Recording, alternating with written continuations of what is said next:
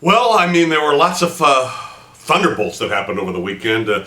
Russell Wilson, obviously, but maybe the biggest one, or one of the biggest ones, was certainly the Pro Bowl wide receiver who came briefly, displayed his wares, and then was sent packing. Have we seen, in your opinion, the last of Terrell Owens?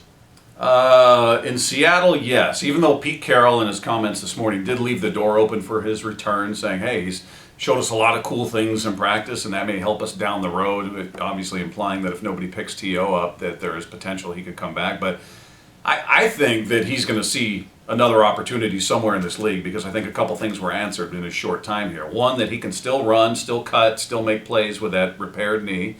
People may or may not have seen much of him in the indoor football league. So you saw it at this level against this caliber of player.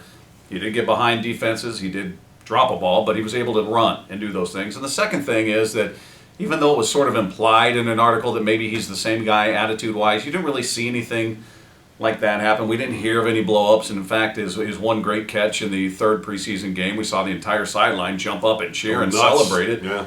Even Pete Carroll. So he seemed to be a guy that was really liked by his teammates out here for the short time he was here, and even Pete Carroll, so they clearly were rooting for him to do well.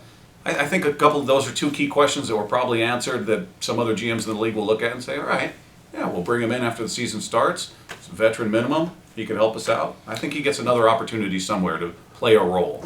I think he's done, finished, washed up, won't play anymore.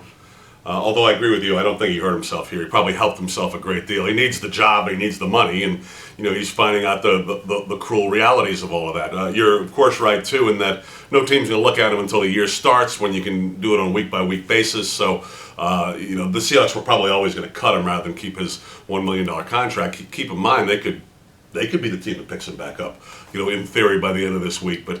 I think that even though there wasn't any, real issues with him, I don't see the point in it. I think with Braylon Edwards, they've got themselves a good veteran. They took a flyer on. They've got some young wide receivers to work on. I think that's what hurts T.O. going out, is the Seahawks were not perceived as having a very good wide receiver core. But my sense was when Rice played, that was pretty much it. They decided, well, all right, we're going to be okay. So I thought Owens did a good job of redoing his image, but hey, man, he's going to be 39 by the time the year gets rolling. I think it's all over for T.O.